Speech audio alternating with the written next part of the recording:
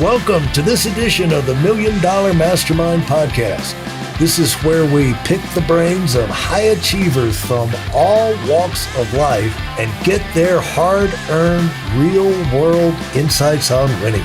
I'm your host, Larry Weidel. I've never done the research on it, but I've always heard since I was at Tech that it was the C students that became the biggest alumni donors at colleges all around the country. They only became big donors, Larry, because they did very well in their career. They had more emphasis on the relationships and getting along with people and making things happen than just academic success. And it's interesting. The new president of Georgia Tech put together a beautiful mission. Our job is to develop leaders who have a positive impact on the world using technology, and good for him. Whereas, MIT is a great school, #1 rated and everything. They're turning out people for the labs. Georgia Tech's turning out the people who are going to found the companies and hire the people working in the labs. I'm going to shift gears and look for take this opportunity to share some previous pain that we had at Georgia Tech. Wasn't it interesting how they would take, you talk about 7 different courses, like you take 20 hours, I couldn't believe the kind of course load I'd hear people had at other colleges where we'd always have 7 courses, and the 7 courses would be a lot of 3-hour courses that was 2 hours classroom and a 3-hour lab that counted as 1 hour. Exactly. So, eventually, but in actuality, it's like 30 hours of classroom for 21 hours of credit. I don't know if they still have that system, but they knew how. It's tough. Yeah. They knew how to milk the students, but it's good if you're getting the education. It's all I can say. But most people at most schools, they don't have any clue of what you go through when you go to one of these rigorous institutions. But talk about the group that you. I guess I'll ask one thing before we get away from the books. 7 lessons for leading in crisis, and what would be 1 or 2 of those that would come to your mind quickest? Because we can't go through all of them, but to give people a taste of what to look for there. #1, face reality starting with yourself. Okay? If that, I can cite a lot of examples. Wells Fargo created a system where a lot of people cheated, and the CEO blamed the people cheating. He didn't realize the system he had created, incentives, was driving them to do that with goals they couldn't achieve. Jeff Immelt at GE never faced reality. He never looked himself in the mirror and said, I'm creating this mess. The Boeing example, the former CEOs never realized they created this mess by not designing new aircraft, and it comes out to play. They're probably long retired, but here they are 15 years later, and the company gets in trouble. So you got to look at yourself in the mirror. And so I make a lot of mistakes, Larry. And you know what you do when you make a mistake? Rule number 1 is stop digging. So if you make a mistake, don't compound your mistakes by making more mistakes, trying to cover up the mistake you made in the first place. Just say, Larry, I made a mistake. I'm sorry. I let you down. How can I make it up to you? Okay? That's what you got to do. At least Dave Calhoun yesterday at Boeing came out and said, we made a mistake. And he had tears in his eyes, wiping around tears. Well, okay. He owned it, Now we'll try to fix it. And you cannot fix any mistake you won't acknowledge. You can't fix any problem you won't acknowledge. So, and I think the other lesson that I have is, you got to when you face reality, then you got to realize a lot of these things, you got to get ready for the long haul. You can't turn these things around overnight, but you go to work on them, you acknowledge them, and then you go to work and get everyone focusing on how are we going to make sure this never happens again and how we going to do it better. And, Medtronic was always at risk with quality issues. So that's something we had to ensure we had perfect quality, because at the end of that chain, somebody may die. Yeah. And so all of these seem to proceed from the idea that you don't focus on what you can't control in a crisis. You focus on what you can control, right. And that starts with you, and then it goes to your actions, and then, you know, stop making it worse, apologize, and then start the process of moving in a different, more positive direction. And, with the concept that it's not going to happen necessarily overnight, but step by step as you're doing what you can do. And you You're got right, yeah. my resolution for 2024 is, hey, we got a lot of turmoil out there, and no one can tell you how the presidential election is going to turn out, how the wars are going to turn out, how the economy is going to turn out. So you got to do what you can do in your company to do the right thing and stay true to your purpose and your values. And that's what you have to focus on. You can't change the whole world. Focus on what you can do and do it really well and get everyone dedicated to that. And don't spend a lot of time sitting in the corridors of Washington trying to decide who's going to be the next president or any of this stuff, because you have no influence on that. Honestly, we have to be modest and say it. You have no influence on what ends these two wars. It's horrible. But you got to do the right thing that your company can do, your organization. What are your values? What's your purpose? What's your mission? And then carry it out and make it better. And I dedicated. That's what I'm trying to do with all leaders right now. Now, you talked about, you met with your men's group. Talk about that a little bit. Well, we've had a men's group that's been meeting for, believe it or not, 48 years. We met this morning from 7:15 to 8:30. We meet every Wednesday morning. And we talked about some of these same issues and very much about what are you going to do this year to have a positive impact in the world. Now, we're aging a little bit, but that's okay. What can you do right now? And these guys and I have had a little tension because I've been the one saying, you can't solve who the next president of the United States is going to be. So don't spend your time. And you're just wasting your time. Focus on, in fact, I go back to Reinhold Niebuhr's serenity prayer that's used by Alcoholics Anonymous. Give me the serenity to accept the things I cannot change and the courage to change the things I can. That's that word courage again, you mentioned earlier. And the wisdom to know the difference. Do I have the courage to jump in and change the things I can and not blame the whole world out there? I can't change those things.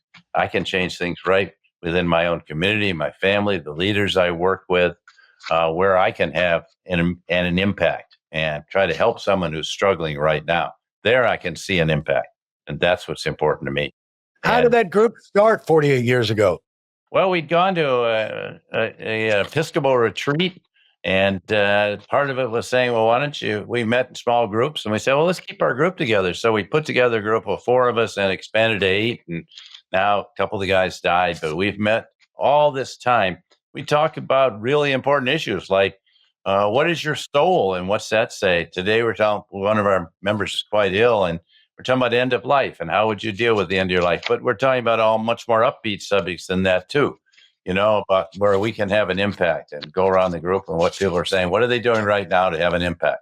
And what's the most what would you say is the most rewarding thing for you personally, Bill, in the life that you have lived, that you're happy, you're most satisfied and gratified about the course your life has taken and the things you've been able to beyond business and beyond, business relationships and the mentoring and everything, and the satisfaction from that you personally have been able to participate in, spend time on, you and your family, that's been a long-term recharging type You're benefit. Covering a lot of area right now, recharging, because I'm going off to the island, one of the islands next week, but you always have to do some recharging. But I would say, let's not rule out, you mentioned mentoring.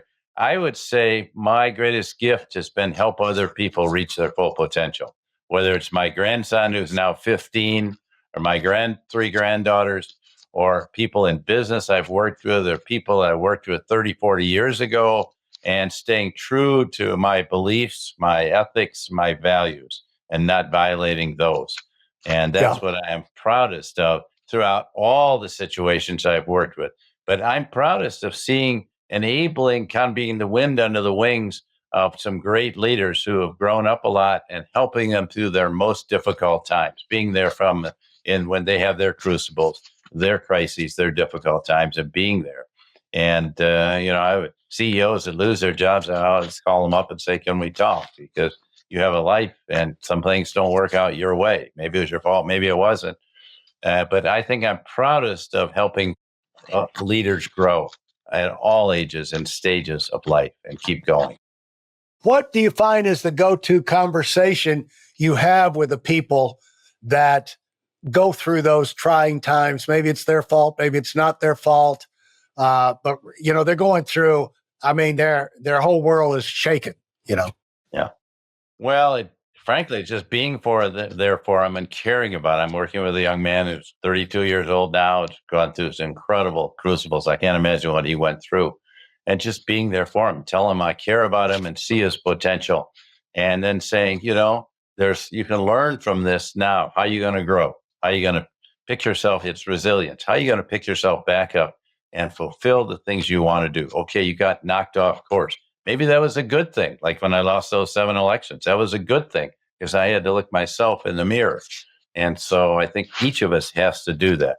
So I'm proud of what I can do with helping people like this. This person has enormous potential to have a very positive impact in the world. Went through some very rough times, okay? But everyone goes through a rough time. Everyone is carrying some great challenge they faced in their lives. And if we can help them through that time, then they can realize their potential and do what they want to do and not try to be something else. And that's what I'm proudest of. Where do you like to go to recharge? You're saying you're headed to the islands. Is there any 1 or 2 or 3 places you like to go to regularly, or you just, is it? Well, we are blessed to have a second home in the Vail Valley. We've had for 26, 27 years. I was out there skiing over the holidays, and I've got a 15-year-old grandson. I like to ski with him, but he's going off in the trees, and I'm going down on the group runs. Yeah. But I did that for 10 days, and I love doing that. And Penny and I need to get away. It's cloudy and gray here in Minnesota. We need to get away sometime in the winter. So we're going down to St. Lucia. We kind of move around, whether it's Costa Rica or Right. Virgin Islands. But we just like to get to some warm weather. You get warm weather every day. I was visiting some friends in Palm Beach over Thanksgiving, and it's very nice. Right. There. Get it every day. Not all of us have that blessing. So we got to get out of here and do that. But it does give you, I think back to that, I've been a meditator for 45 years. We need time to reflect and decide, what do I want to do with my life? Start of the year is a good time to do that. So I hope to do some reading and some reflection on those things. I think that people are kind of too much 24/7. Let me keep up my social media. Let me read 10 newspapers. Let me watch TV. Let's do this. Yeah. And you need to pull back and say, hey, what's important in my life? What do I want to do? And that's Right. really important. Yeah, I've got to tell you this one. Remember Congressman Jack Kemp? Oh, sure. Former Buffalo Bill. I knew Jack. Yeah, and so he was in Vail skiing. They had the same tradition, and you may know this story. But he went, and then he had the thing where he went with his son, and he said, "Remember, when we went, and we'll go skiing, when you're old enough." And so he and his son got to where they had that. Then he had his grandson. And then the same thing. Remember, I had your dad out here when he was young, and now we've got 3 generations. Isn't it great and everything? And so life goes on, and the great grandson shows up, and he's like 10 years old. And he goes, son, I was out here with your father. I was out here with your grandfather, and this is a family tradition, and maybe one day when you have a son, we'll be able to all ski together, 5 generations. And the great grandson said, "Oh, granddaddy," said, "you'll be dead by then." Yeah, I was going to say, I started too late to have great grandsons. I love my grandson and my granddaughter. So, yeah. but, And so life is, we're not going to be here forever. And so while we're here, it's great to be able to make an impact and make a mark. And to speak back to your authentic leadership thing, you have no prayer of doing that unless you are authentic about going through life as you. And there's some great wisdom I know in that book, and I encourage everybody to check it out, True North. And Bill, I always like to let our guests have the final word. And it seems like as much as we cover on here, that we didn't leave anything left unsaid. But I always find that there's something. Usually, there's one more thing that people have to pass on. So for people listening who are in their life's journey and looking to do great things and greater things, what final word would you pass on to them? I would say the world needs you to lead. Step up and lead now. You don't have to be a CEO. You don't have to be at the top of your organization. You don't have to be wealthy. You can lead right where you are, and you can have an impact that people around. You don't even need direct reports, but you can have an impact. We need more leaders.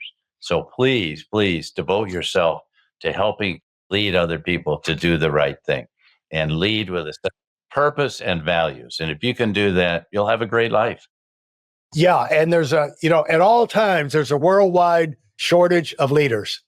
In pretty much every area of life, we need leadership to step in and make things better for all of us. So thanks so much, Bill. This has been great. You guys have a great time in the islands, and have a great rest of the winter up there in Minneapolis. Thank you for having me on your show, Larry. It's been a privilege. Thank you very much. Thanks for listening to the Million Dollar Mastermind. If you felt there were any valuable takeaways from this episode, please take a minute and leave us a 5-star review. Your feedback is important and really helps us get the word out to a wider audience. Remember, we have a valuable webinar that is absolutely free. Register for it right now at weidelonwinning.com. Thanks for listening.